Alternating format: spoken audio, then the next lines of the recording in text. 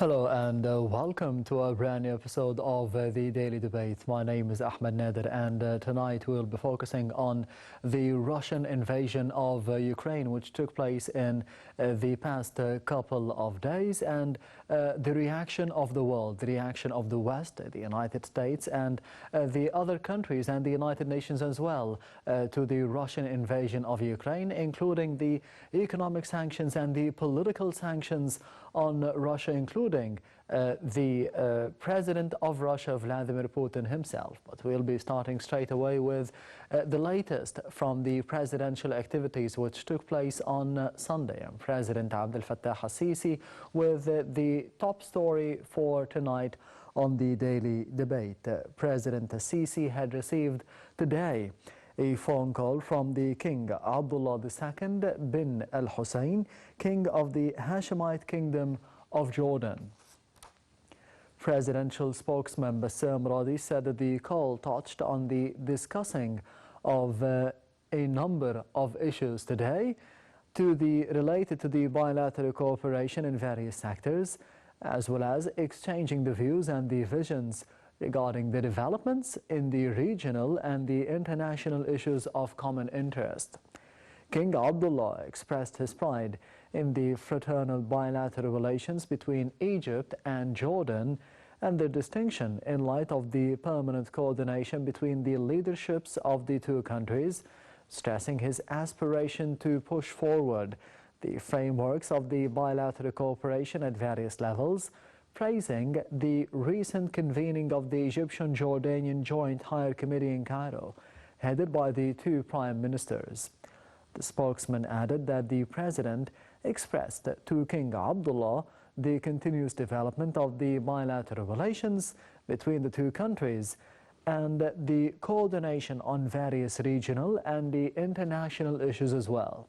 He referred to the positive results that resulted from the recent meetings of the Supreme Committee between the two sides.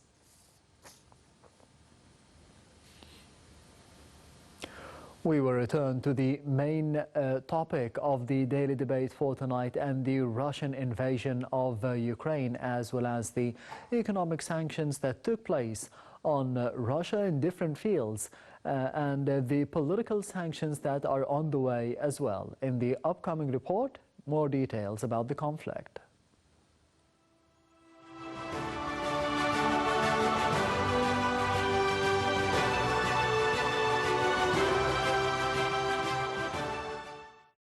The EU, US and their allies have agreed to cut off a number of Russian banks from the main international payment system SWIFT.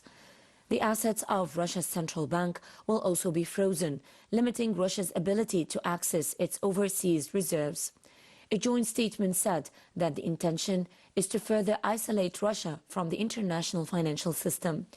Russia is heavily reliant on the SWIFT system for its key oil and gas exports. The joint sanctions are the harshest measures imposed to date on Russia over its invasion of Ukraine. SWIFT, or the Society of Worldwide Interbank Financial Telecommunication, is a secure messaging system that makes fast cross-border payments possible, enabling international trade. Based in Belgium, it facilitates transactions between more than 11,000 banks and financial institutions across the globe. It plays a pivotal role in supporting the global economy, but has no authority to make sanction decisions itself. The banks affected were not immediately named, but a German spokesman said that they would include all those already sanctioned by the international community, as well as other institutions if necessary. Removal from SWIFT is deemed to be a severe curb because almost all banks use the system. The measures were agreed by the US, UK, Europe and Canada.